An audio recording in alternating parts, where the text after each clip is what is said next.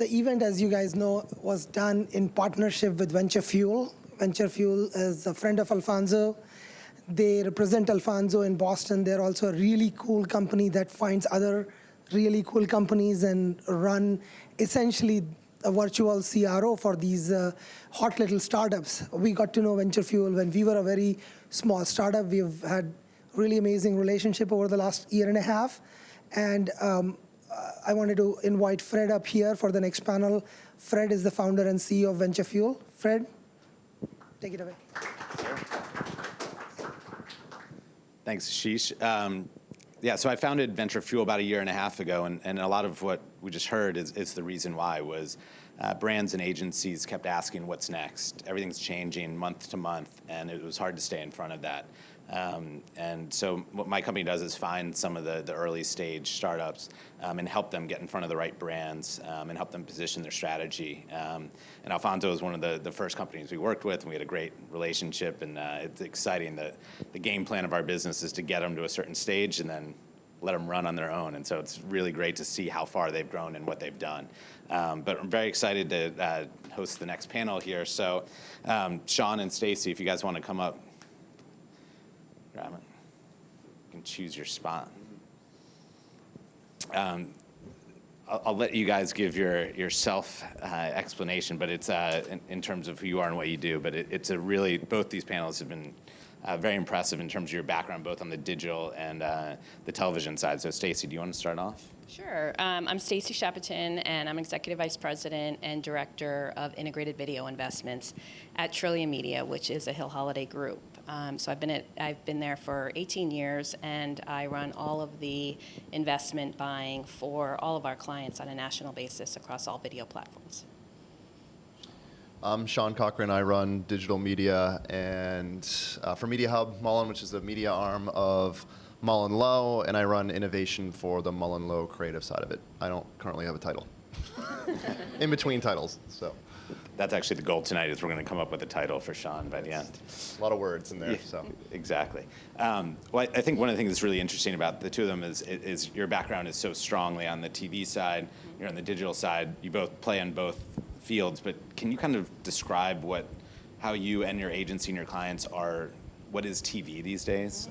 It seems to be fragmenting. Yeah, so they started to touch on it in the last conversation, and that we really don't think about it as TV anymore. It's really a holistic video approach, because if you think TV only and TV being that box that's on a wall in your home, you're really missing a really big part of the consumer who's looking at that same content across all different platforms. So the way we approach it is to look at who our consumers are, who's our target that we're trying to reach, where are they consuming what they want to watch, and looking at video across all of those touch points.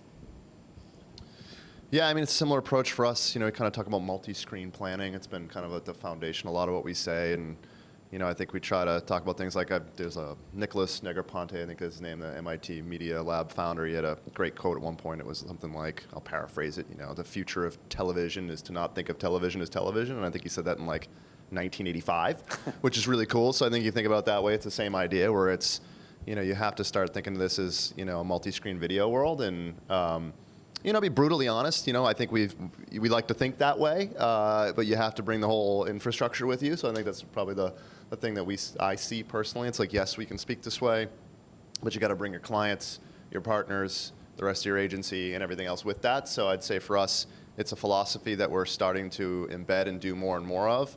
But we're at the very beginning of that kind of journey, which is exciting. And I know you and I were talking beforehand about that. Can you expand a little bit about what that challenge is, both internally at your agency, but then also on the client side of things, with getting them to understand that the silos that existed before are not necessarily going to cut it as they move forward? Yeah, and I'm nothing but if not honest. So I would say that, I still see flow charts a lot, and they drive me crazy. I'm like, what are we talking about, weights and GRP? I don't even know what a GRP is, really. I know what it is, but I still don't understand its value. People tell me there's a value. I'm like, I don't really get it, but I guess it's a reach frequency thing is important to know. Why I need 75 points in a given week, I have no idea. I think Millward Brown told us that in '95, and therefore we do that, and that drives me bananas, because okay, how do I start to put in other screens and other factors into that? And that drives me bananas. So we still we have a lot of clients and people internally that still want to work from that, we call it muscle memory, like how do we break it? And it's nothing that anyone's doing wrong. And I think on the flip side of it, I have a lot of people, I always say that I have a lot of great people that I've worked with for a long time, and I was in this group too that came up through the desktop world. The aughts, so to speak, is where we learned how to do digital, and we're like, oh, we're the future, the rest of you suck. And that's really not true, because now you have this whole generation of, millennials that are coming up, and they're truly multi-screen and digital natives, and you see that there's now everyone has to step back and say there's actually a value to what the people in the traditional TV world understand and know, and you have to take that with you.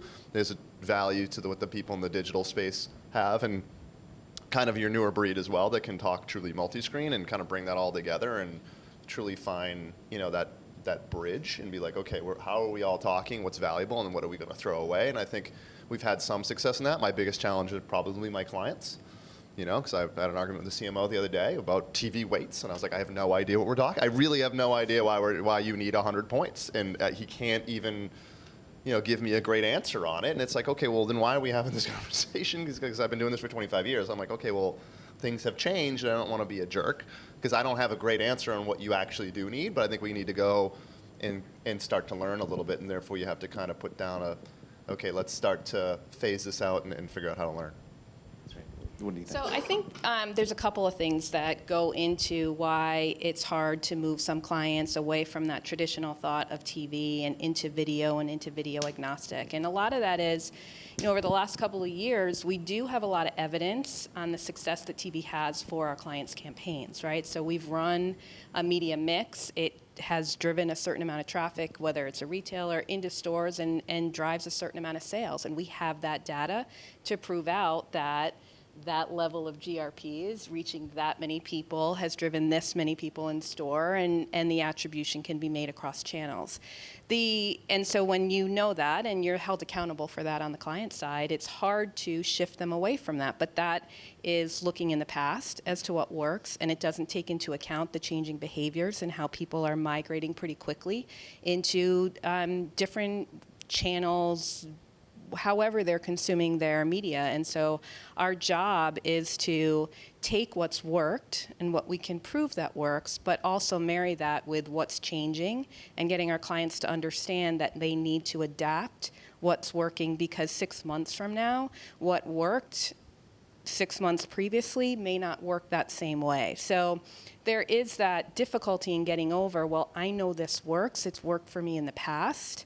Marrying that with household penetration of televisions is going down and viewership is changing. You have to add all of that stuff in. It's a difficult leap for a client to take when they're held accountable for that money that they're spending to drive a certain amount of sales. It's a really interesting question, the accountability. You don't get fired for buying ESPN, right? Like, they know how that works. They know what happens. You put the spot on. It's risk. Right. Yeah, exactly. Right. Exactly. And anything beyond that, it's wait a second. Yeah. Why did you change it? Exactly. It was working before. So how do you balance? It's sort of a two-part question. How do you balance the need for innovation, the understanding as you see it in the marketplace, consumers are moving, Yep. with that, I'll call it traditional performance metrics that you have proved out over time, so they feel comfortable. They know if they put X dollars here, they're going to get a result. But at the same time, you can see it shifting, and they don't want to be left behind, but they're struggling with how do you kind of guide them down that road?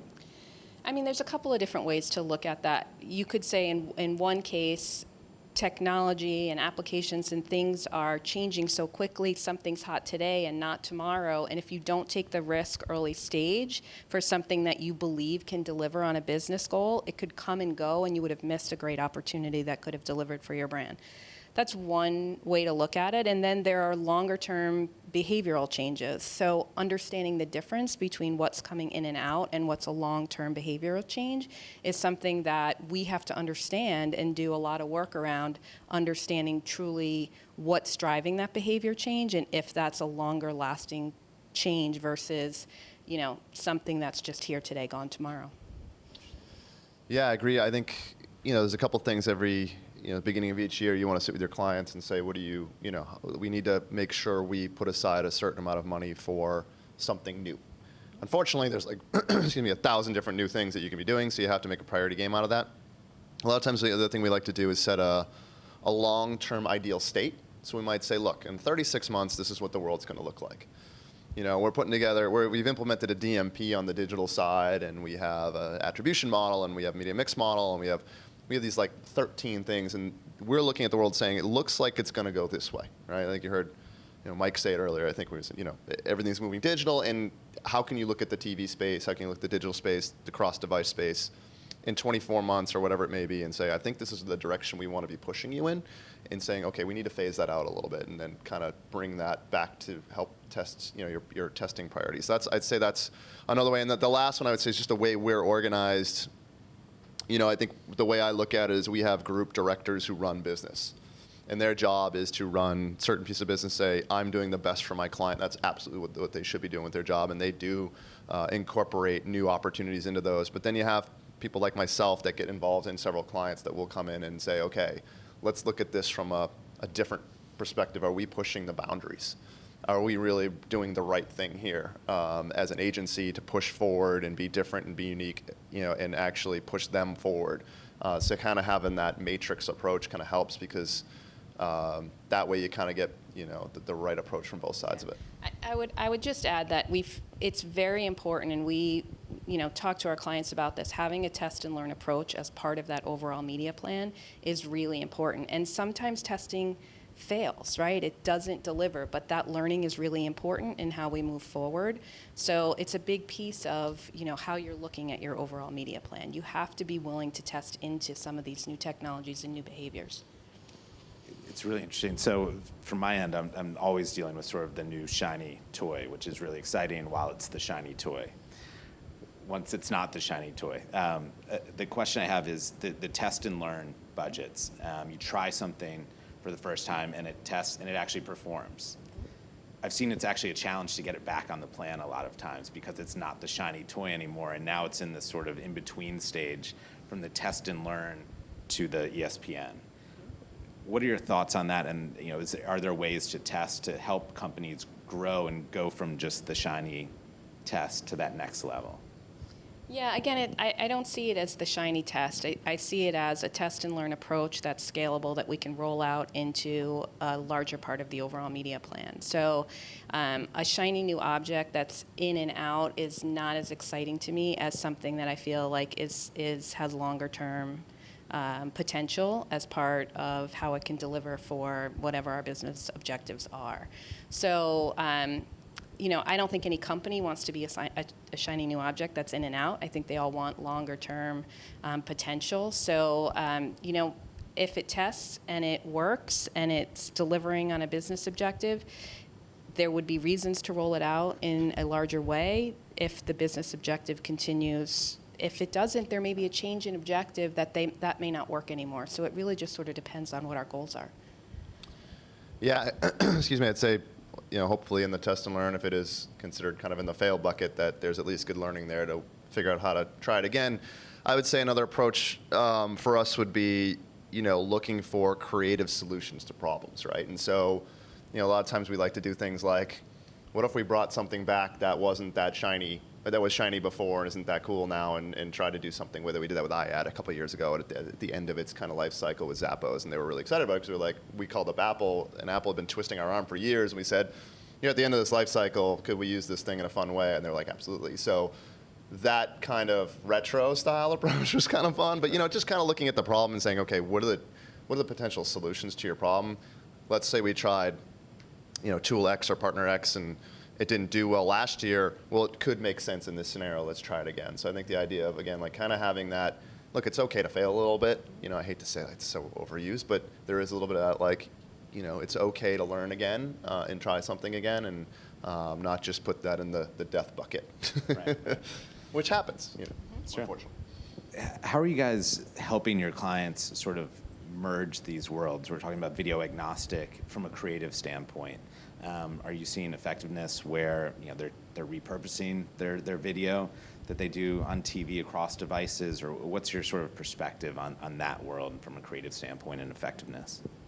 Well, we believe that the creative message has to fit the environment it's being delivered in. So in some cases with video, it can be repurposed, and in other cases, it can't be. So it really just depends on the environment, the video environment that we're buying. If we're buying traditional television programming and we're buying a full episode player, which is a very similar viewing environment, using the same 15 or 30-second commercial may be okay. If we're doing something more in mobile or something in an environment that is shorter form content, it may not be. So we strive creatively to make sure that the message fits the environment that it's in. Yeah, I think a year ago, that's last year, really hard to do up until probably really recently. And I think we're starting to look at, okay, can we truly do cross-screen messaging like in a sequential contextual manner? And it's ugly. But there are some things you can do that are kind of fun. We're looking at for some clients right now where, you know, you can kind of look at it and go, okay, if they saw the TV spot, or kind of look at the starting point, what's their primary first screen? You can kind of bounce around a little bit. The question is, can you get the creatives to understand the situation, the scenario? Because you're putting, you know, you're going to put them like this, basically this, you know, dynamic flow chart in front of them, and they just look at it like, you know, their heads are going to explode. So how do I translate that and be like, okay, if I saw this on a mobile screen and I'm sitting at the dentist's office, and then I went over at home and I was at, you know, watching on TV, I could see this and kind of say, you can tell a story to people. How would you want to tell this story? And then do you have the production budget to make all this stuff? Because I think that's the stuff we just keep running into in terms of, okay, if, you know, it's that whole idea is wonderful, but can we actually get there from a logistics standpoint, you know, in terms of, you know, all the things we need to have? Absolutely. Since we were told to ask you the question on programmatic, Yeah. and I think it was a very interesting point that Bree made, is that, you know, it's not a strategy, you know, it's a tactic, which I thought it's It's a way of buying. It's a way of buying, It's a way of exactly. buying. So But here, I'll jump right in go. because I have a very strong opinion on this. So I don't like to call it programmatic TV because I think it causes a lot of confusion with what programmatic means in the digital space. So we like to call it audience buying or advanced TV. But really, the similarity is that you're looking for audiences and buying audiences across video platforms. And in this case, we're talking about television in particular. So where we are in a programmatic TV space is very different from where we are in a programmatic digital space. So you have some very fundamental differences. You do not have the availability of inventory that exists on the digital side, on the TV side. You do not have an automated technology platform that transfers inventory from the sales side to the buy side.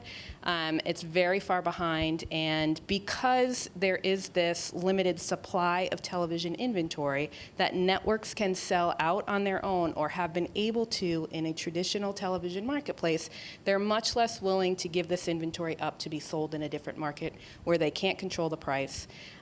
So what's happening is that it's becoming very fragmented in the audience TV buying space. So instead of being able to go to an ad tech company and see the full breadth of television that's available, you can't do that. You can't get premium NBCU inventory through Adapt TV because now NBCU has their own audience television platform that they're building on their own, recognizing that clients want to be able to buy audiences. Their solution is, well, I'm not going to provide my inventory through the ad tech platform. I'm going to build my own platform, and you're going to have to buy me. So from a buyer standpoint, I have to piece together, from an audience standpoint, if I'm looking at an audience buy, to see the full marketplace, I have to piece together many, many, many different pieces to really buy an audience across the entire television marketplace. It's a very different model right now than what's happening in digital. Will we get there? The technology is being built to get there. There's companies like Clipped and Wide Orbit who are working with the cable operators, who are working with the television networks to get this inventory more electronic and more automated. I think we will eventually get there. The question is going to be what inventory is going to be available. And I think until the networks are willing to give up this inventory to be sold in this way, it's still going to be a very manual process where buyers are going to have to go in and buy from different media companies to piece a true audience buy together. And it's very time consuming and a very topic that I feel pretty passionate about, because when you talk about audiences, right, we're trying to reach targeted audiences, people who are more likely to buy our clients' products. And if buying audiences versus buying Nielsen demos is going to get us there, then we want to be able to buy that way. And the marketplace right now is not really allowing us to buy that way. So holding companies are building their own platforms, doing deals directly with cable networks to get access to inventory that's not available through the ad tech platforms. So there's many different ways to go about it. We're going to talk about this more at our TV Next conference when we have Linda Yaccarino from NBCU there to talk about it, because they're a big player. They represent a big piece of the overall television marketplace. And if their inventory is not going to be available through an ad tech platform, and we have to buy through them directly, it really impacts overall how this area of the TV marketplace moves forward. Yeah, I'll just say Can you that tell I one. feel No, yeah, strongly right. about this? I mean, I 1,000% agree. I'm really happy to hear you say it's not programmatic, because as a digital guy, I'm like, well, where's the it's not automation of automated, delivery and the optimization that like There's no real-time like optimization. Data Zoo's right over there. I think of what they're doing. It's like you have a piece of inventory that comes up for bid, 7 people bid on it. There's no bidding. And then someone gets it and delivers it. That all happens in a fraction of a second in that whole machine. And that, the shame of it all right now is that we built this beautiful programmatic mousetrap on the digital side, and then we're like, here's a banner. And, yeah, social, mobile, video, those have kind of progressed pretty dramatically in that space. But I think when TV gets there, it's going to be really exciting. But to the point, right now, it's definitely more of an advanced TV targeting thing. And but it'll be excited, because I think from the creative standpoint, we're talking about that whole idea of messaging. That's when things get interesting, because you can actually have film, and that's on a big screen. And I think that, to me, is so much more powerful than, here's our banner, Right. Hey, along those lines, how do you deal with the issue of metrics across these worlds that are kind of coming together? Obviously, you have Nielsen. There are companies like Alphonso with really interesting, sort of more in-depth numbers. Yeah. And then you have the entire digital side, but they don't play together very Right. nicely. So on the TV video side, it's challenging, because what you have with Nielsen is a standard metric that I can verify what the network is telling me or sending me, because I have that exact same metric, and I can run a program against it and say, yes, that will deliver that. The problem with advanced targeting in television is every ad tech company has a different algorithm and data sets that they use to get to their audience. So the deliveries are different across every company you work with, and I can't necessarily mimic that on my end to see if that is exactly what it's delivering. So it's a huge challenge, and then it makes you uneasy, because you can't verify it, and you're relying on somebody else's data set and accepting what they're saying, that the data that's going into it is exactly what you're looking for and delivering the audience that you want. So I think it's a big challenge on the TV side. And, Mike talked about the investments that we're making at Trillia, and data sets and technology are a really important piece of who Trillia is and the science behind the decisions that we're making and recommendations for our clients. And, we work and have built a proprietary program that uses single source data and fuses data together from, whether it's Nielsen, Rentrak, several different sources, to get at these audiences, so that we can truly look at how to reach our audience in television. Where are these consumers, versus just looking at Nielsen demographics, or even just a Rentrak rating? Yeah, I mean, I'll talk, I guess, more from the other side of, looking at what we call impact. So we're kind of saying, okay, there's a lot of data sets, obviously, to that point, across all screens that we can be leveraging. And then, but we always have that kind of like, well, what the hell are we trying to do? And coming from the digital side, I'm so used to being able to see, some kind of action on the other side. Now it's multi-screen. It's kind of exciting to see that. Like, we have a partnership with TapAd, and what's exciting about that right now is, they've built in some TV capabilities. If something happens on a big screen, I can start to see some data across other screens to see if someone actually made that.